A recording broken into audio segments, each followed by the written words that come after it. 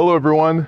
My name's Creighton. I'm here representing Summer of the Arts here in Iowa City with another creative conversation. We're happy to be here and really, really happy to be able to focus and highlight people from our community who are making really, really good things happen in our community and supporting and motivating the arts to move to a different spot. So we're really, really happy to keep this going today with a good friend of mine. His name is Sunday Goshit, and we're gonna just talk a little bit about what Sunday has done for the community. How you doing? Good. How are you? I'm all right. I'm Yeah. all right. I'm glad to be here. Glad to be talking with you again. Yeah, thanks. Yeah, For sure. privilege. Yeah. You've been in Iowa City for a while now? I've lived in Iowa City for 24 years now, going to 25. I arrived in Iowa City in August of 2000. Okay. And I have been here since then. Right on. What's kept you around? Well, so I came from Nigeria straight to Iowa City as a graduate student, and went to grad school at the University of Iowa, and I came with a family of 6, and my children were in school, and Iowa City was just a very good place for me to raise my children and for them to go to school, and they've gone to school and they left me here. Oh no. Well, that's probably not so bad, right? No. All right. So at least they have a place they can call home. Mm-hmm. That's Iowa City. Yeah. Is there anything that you can tell us about Iowa City that has made a difference for you and like has really kind of contributed to you staying here? What is it? I would say that many people would say that you don't know where Iowa is or where Iowa City is, especially coming from Nigeria, Africa. But I'm a geographer by training, so my PhD is in geography, and when I was doing my undergraduate degree in geography in Nigeria, we studied the history of geographical thought, and one portion of it is the quantitative revolution in geography. Okay. And the University of Iowa was one of the leading institutions globally in the quantitative revolution in geography. So coming to Iowa was a big deal. Mm-hmm. Coming to that institution that was leading, people like Schaefer, the Schaefer Hall is named after him. They were some of the people who were leading that revolution globally in changing. So I came to Iowa because I came to Iowa to do a PhD program, and I did not know what to expect, because the image we have of the U.S. is that developed country. So to me, I thought, okay, I'm coming to Iowa City, so I was thinking it's going to be this huge city, and then I landed at the airport in Cedar Rapids and landed in a cornfield, drove through the forest into a very small town that is called a city. Right. But then when I settled and I found out that it's a small town with a big city feel, in the sense of there's a big university, there's a big hospital. And then when my family came, my children arrived actually, I realized that, this is just a very, very convenient place to raise your children. It was a good place for me to study, do my PhD. It was a good place for my children to go to school. There were so many activities around, and I felt that this was just the right place for me. Unlike big cities like New York, Chicago, and so on, that is difficult for you. So the transition was a lot easier for us sure. In the sense of where we come from and where we're coming. And that is why I think we have just considered Iowa City home. Excellent. Yeah. Excellent. Well, we're glad you have. Yes. Yes. Is there anything, currently I know you're involved in a lot of different things. Yes. So what are you into now, and is there anything in particular that's kind of like, Iowa City's already home, we know that. Yes. But is there anything that you're involved in now that's really like making you proud to be here? Okay, so let me back up to when I first came. Mm-hmm. When I first came here, as a graduate student, one of the things that I really got interested in getting to know who are Americans. I had images of what they were in movies and so on. So the thought, like I said earlier, the thought is in America, everywhere it's like LA, it's like New York and so on, where everybody is busy running around. And I found out that that was not true. But so when I came, what I decided to do was to see how I could actually integrate with the community. So first of all, I got very involved in a church, and the church became like a home church for me, really. For 24 years, I've been attending that church, and it's still my church. And so I got involved in it. I became an elder in that church, and my family became very good people. Got very good. Related very well with families in that church. So that's one area of my interaction with the community. But then also I found out that for me to be able to understand the culture, I needed to learn more. So at the university, I got involved with the international programs. So whenever there was any volunteering opportunity, I would offer myself. I would go and volunteer in so many programs. There used to be a program they called the International Classroom Journey. Okay. And the goal of that program is to go out into the community, actually is to find volunteer students, international students who would go into K through 12 classes and teach students about their culture. Yeah, yeah. And because I love folklore and I love stories, so I would go into the classroom and tell the small kids stories, the tales by the moonlight that I was told by my grandparents, and they got very interested in it. So I found out that that was a very good way of engaging the community and getting to know the community. The university, the international programs then, after I finished my PhD and I went back for a second master's, they decided to give me a graduate assistantship. So, and then I became involved in intercultural training on campus and out of campus. Before then, because I think I love storytelling and I loved engaging people, the president's office invited me to be in the Bureau of Speakers for the university. So if there was any organization outside, in Iowa City or outside Iowa City, that wanted a speaker from Africa, they will send me an email and say, hey, we need this need here, and then I'll go and give a speech depending on what topic they wanted. So that way, I wasn't just involved within the Iowa City community, but I represented the university in talking to other communities about Africa generally. So that then translated into my working with international programs and doing intercultural competency training. But then I also became the president of the African Students Association. And during that, we had an African week. And during that week, we did a lot of programs that were supposed to enlighten people about Africa, that is not a country, but a continent. Right. And so we had displays of all the countries during the week in the IMU.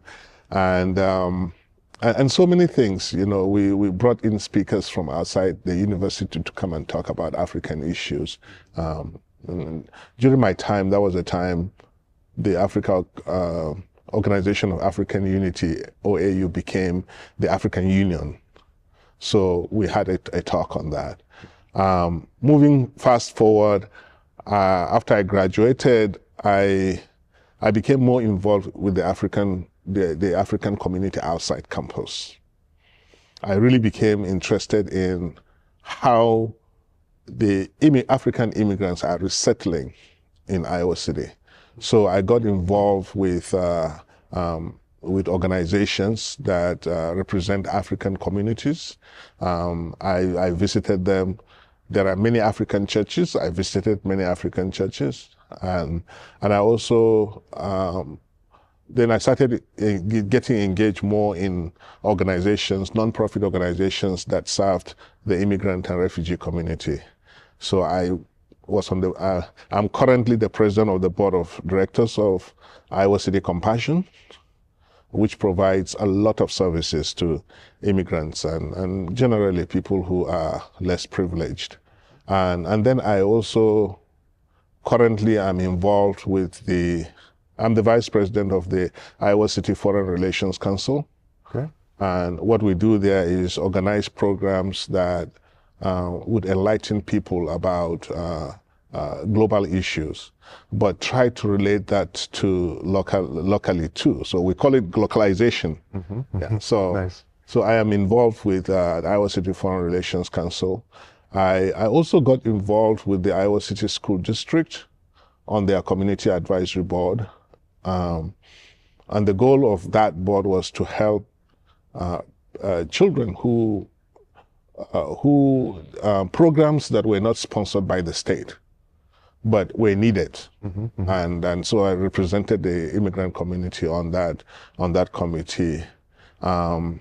Recently, I got involved with the Holden Cancer Center.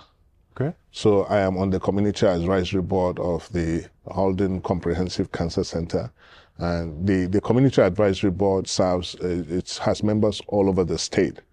And what they do is they provide, kind of advice to the cancer center on how best to reach out to the population. So kind of representing the immigrant population on that too. We started the Africa Communities Network. Okay.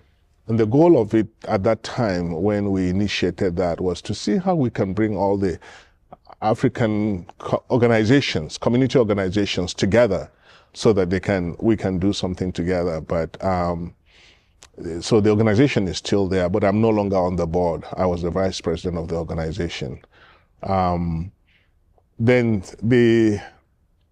quite a number of projects on campus that works with immigrants. Okay. Some of them have to do with language programs, and there are also some projects that have to do grant projects that work with immigrant population, trying to know, their experiences. Actually kind of documenting stories of immigrants, how they came, just like the questions you asked me, and what are their experiences in Iowa City. I'm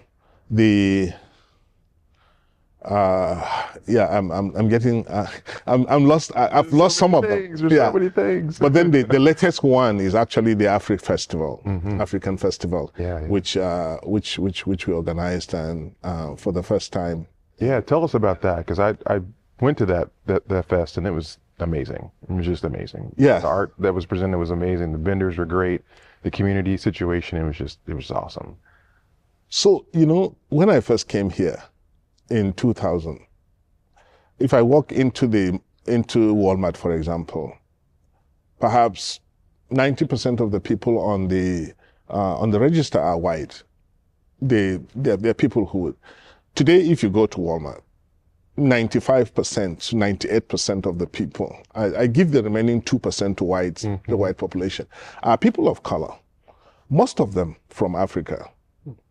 So what that means is it gives you a statistics of what has happened over the period of more than 20 years, that the number of African immigrants have actually significantly increased.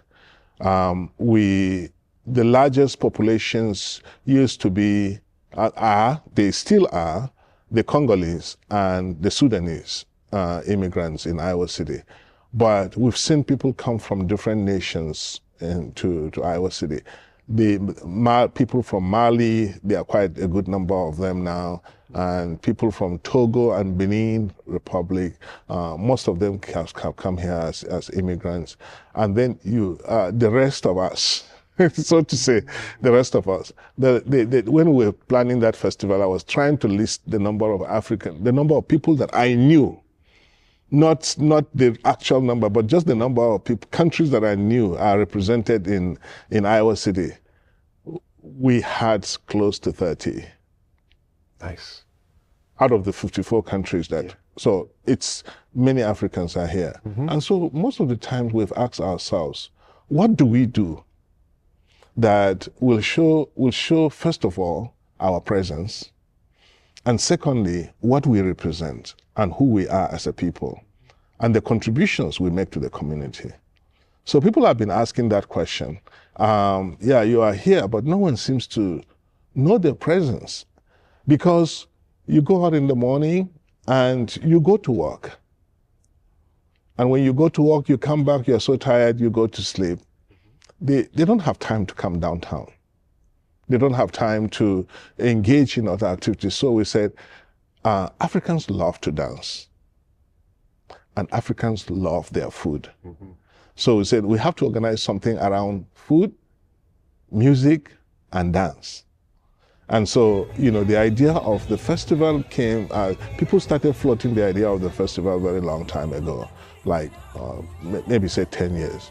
Should we not do a festival? Should we? And each time I meet all of these groups and I bring out that idea, you see people's eyes would just, yeah, let's do it.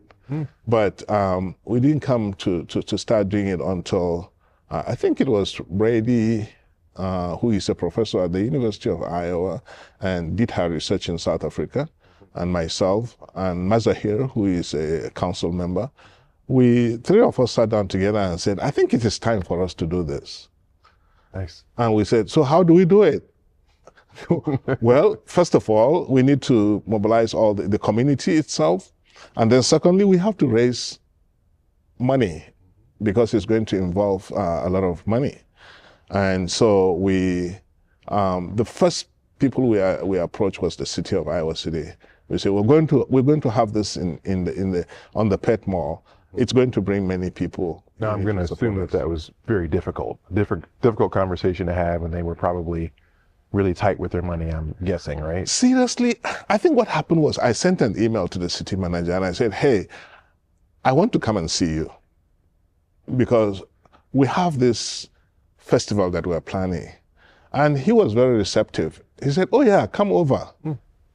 And so what I did was, instead of going there by myself, it's so unconvincing if you're saying, I'm going to plan a festival for a whole community, and you're the only one. Yeah. So mobilized about 10 other African leaders, and we walked in there together.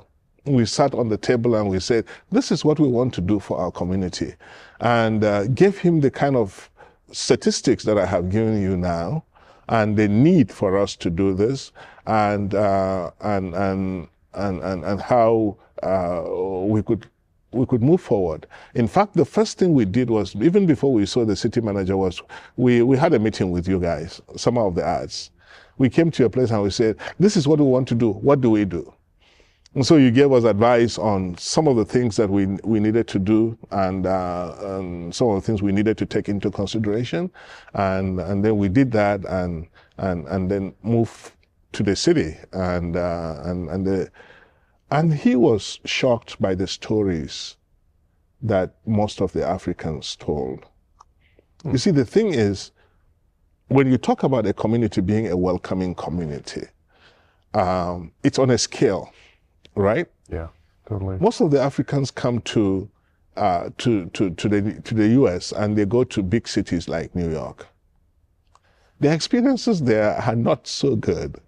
One of them told the story of how he came to the United States and he was in New York, and 5 of them were staying in one room. And he just said, when he moved to Iowa City, it was like he moved to heaven. Wow. Because he came here, he got a job very easily, he could move around, and that day he said, now I have a car, my wife has a car, all my 3 children have cars, and they're still in high school. And so he said, it's like I moved to the right place. And he gave us a story there in front of the city manager. He said, after I came here, then I invited one of my friends from New York, to come and visit. When he came, I told him to move here. And he said, when my friend moved here, after 1 year, he came to my house and looked at me in the face and he said, you know how we would say in Africa, I can't thank you. The only person who can thank you is God for bringing me to Iowa. So that is the kind of experience that people have of moving from other parts of the country where, because of the size, you hardly even get to know. I mean, people are so fast in New York. New York, as big as it is, it's one of the loneliest places in the world. Yeah, because you're on your own. Right. And then you come here and it's easy to form that community and you can realize and this guy is from Togo, and now the Togolese community has grown very, very large in Iowa City. So we decided to organize that, and then the city of Iowa City actually was very generous. I mean, coming there, the first time we're organizing the festival, they don't know whether it was going to be successful or anything, but they advanced to us $5,000. Nice. Which was good amount of money. Yeah. So that kind of encouraged me to say, hey, write more emails and contact more people. So we contacted more organizations and we contacted the more cities in Coralville, Think Iowa City, Greater Iowa City, Better Together 2030, Tyson Foods. Okay. Gave us good money, and some others that I can't remember offhand now. Okay. So, and then the next stage in the planning is to say, okay, what are we going to do? Now we have collected people's money. We have to prove that, yeah, we are, first of all, that yes, there are Africans here. Secondly, that we have a culture to show. And so we started looking, and we found out that there's a Congolese band, live band, that is in the area, but people don't know about it much. Right. So I contacted them and I said, hey, you guys, I heard you do good things. Can you come and just showcase it? And of course we paid them, but they agreed to come. And then we contacted most of the leaders of the organizations, and we asked people to come and cook their food and sell. And like you said, we had more than 35 vendors on the pet mall, and we had, and this is one of the things that people don't know, but when we had booked for 12 o'clock to 9 o'clock. And we sat down with Brady one day, and I was telling her, I said, how are we going to fill up this 9 hours and keep people there for 9 hours? Right, right. By the time we got all the performers who signed up and we were allocating time, we were out of time. That's a great problem to have. It was a good problem to have. In fact, exactly what I said. I looked at her and I said, this is the best problem I've ever had. That we have a program, and so it turned out to be very, very successful. Nice. Yeah. Nice. I'm glad to hear that the city was supportive. I'm not surprised. Yeah. The city is very supportive of a lot of different things. They were very, very supportive, especially, and for me especially, it was because it was our first time, and so they didn't know who are these people, and what do they want to do. Yeah. And yet they were able to come out and say, okay, we will support you. That's cool. I think the power of community speaks to that too, because you brought in people that they're part of the community and they could speak to that. That was a good move. Yeah, it was. And they get to see what they're really going to get. So yeah. That's awesome. Yeah. Right on. And then and I never told anybody what to say, but people knew their own stories. Yeah. And that's the beauty of allowing people to tell their story, right? Yeah. So people told their own stories, they knew their own stories, they knew their experiences. Obviously, there are people who have had not too good experiences here. Sure. And we didn't just leave them out, but fortunately for us, all the people who were there had good experiences. So we convinced the city. Yeah. Worked out. Excellent. Excellent. So, okay, I'd love to hear more about these acts. Like, I know there were some acts there, some bands and some choruses that were at the fest. Talk to us about any of those that you want to talk to us about, or if there's anybody else out there that we need to know about that we don't know about yet as musicians. So it's very interesting, because in the course of planning something like this, then you get to hear people say, oh, this guy this guy there, and so just word of mouth was what really helped us. But yes, the Congolese band was there, and um, and then in the course of our discussions, we realized that Africans, there are more African churches here than anything. Okay, so we said, okay, well, if that is how they represent their culture in their religious form, and especially because I just have, me as an African, for me and as an African, I have a passion for Congolese music. There's no way the Congolese would start their music and you would not get up to dance. Just so, so during the Welcome Festival, I attended an intercultural service, and their music group stood up and sang, and I went and met the pastor and I said, you know, guess what? He said yes. I said, I want this group on the Pet Mall. Nice. And he said, oh, really? I said, yeah. And they had two groups, a group of young kids and then the older youth. Mm-hmm. And so they were, both groups were there. Then there's another church, there's another Congolese group out of St. Mary's Church. And someone else approached them and they agreed to come and perform. And they were there too, dressed in real, you know, I mean, you see them, you knew they were really very traditional. Mm-hmm. Mm-hmm. Then in the course of my trying to find out, I found a guy from a Sudanese who, his name is Mohammed.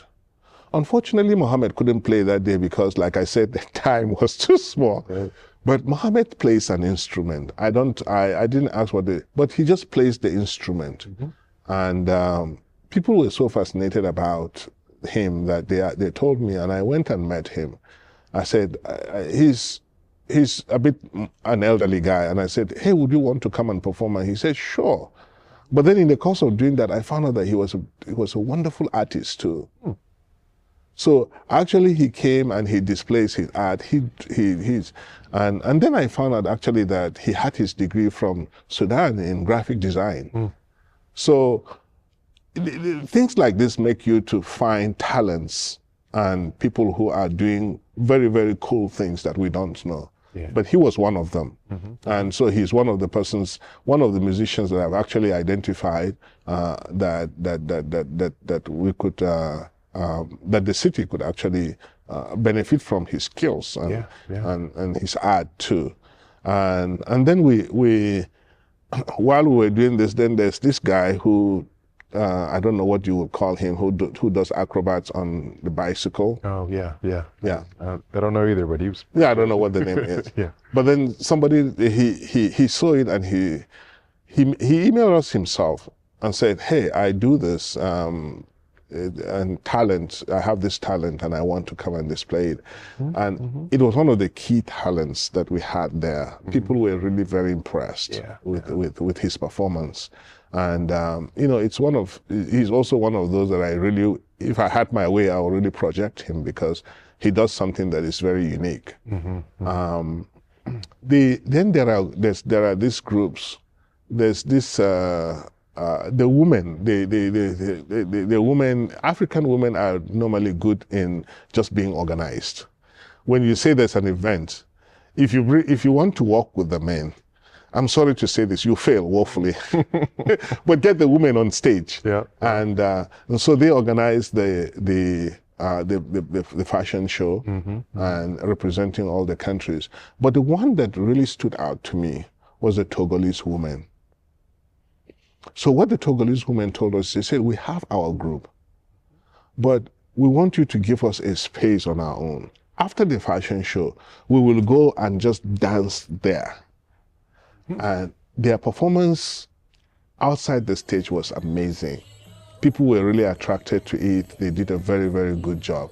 So I think that's one of the things that we need, that I would really encourage too, that one of the things that creates bonds among people is that it's not just coming to sit, you know, in the Western world, it's about let's come and sit in a meeting and, you know, everybody sit down quiet, let's up. No, in our culture, what we want is, you know, we want to find opportunity where we sit, we sing, we dance, we eat. Mm-hmm. And to me, that is what that festival actually represented. And the women just did it perfectly. Right on. That was a, like I said, great festival. Yeah. Will it happen again next year, do you think? Oh, sure. Okay. Awesome. October 4th. All right. Already there. Yeah. Excellent. October 4th. Yeah. Okay. And we're really hoping that we'll probably have more, maybe not more, because we already had problem with time that time. So, Sure. but we didn't have, one of the things we observed was we didn't have enough food vendors. But so we'll try and increase on the number of food vendors because people like the food. So Yeah. Cool. All right. We're looking forward to that. yeah, sure, Like I said, it was a fantastic thing. definitely. And also looking forward to any of the new artists that you can help get out in the community, because we're always looking for different people to focus on and highlight. So That's true. So I attended a church last week. I just went there because I met the pastor and I said, hey, I want to come and visit your church because I like visiting. And I got there when the music group stood up and sang. Oh my God, I was in tears. Seriously. nice. It's amazing how, the spiritual part of it was there, but just that it does two things. First of all, it helps people, but secondly, you look at the young generation that are growing up in the US here, and they are involved in it. They know the dance steps. They know the music and the singing. They're the ones who are leading it. And then you realize, you said, oh yeah, this is what really cultural integration really means. Yeah. Yeah, that these kids have come, they've grown here, because there's the problem with the third culture kid, right? I don't know if you understand the concept of the third culture kid. So when you move from your culture to another culture, your child, he comes back home and it's your culture. When they go out into school or into the city, they're experiencing a different culture. So that kid has to carve out a culture for himself. And that's what you call the third culture. And third culture kids usually would experience difficulty if they don't have very good guidance. So to me, to see kids who are here, they're in the school system here, they understand that the school system here is different, they understand the society here is there, but then going back and really imbibing the culture of music and dance and, of their parents from Congo, yeah, it was beautiful. Nice. I would like to, those are some of the things that I would love to do. Excellent. Yeah. Well, we'll be talking and people will be hearing from you. Unfortunately, we've got to end this. We could talk for another couple hours about this. I know. Yeah, I know. We got to get out of here. Yeah. But thanks to Sunday for coming and talking to us for Creative Conversations. I really appreciate it. Look out for all the different things that'll be happening around the city. October 4th for Africa Fest, and then hopefully every year after that, and all the other artists that we have in town. That's how. Thank you, Sunday. Thank you so much. Thank you, Summer of the Arts. Yeah. We'll see you sometime at a show.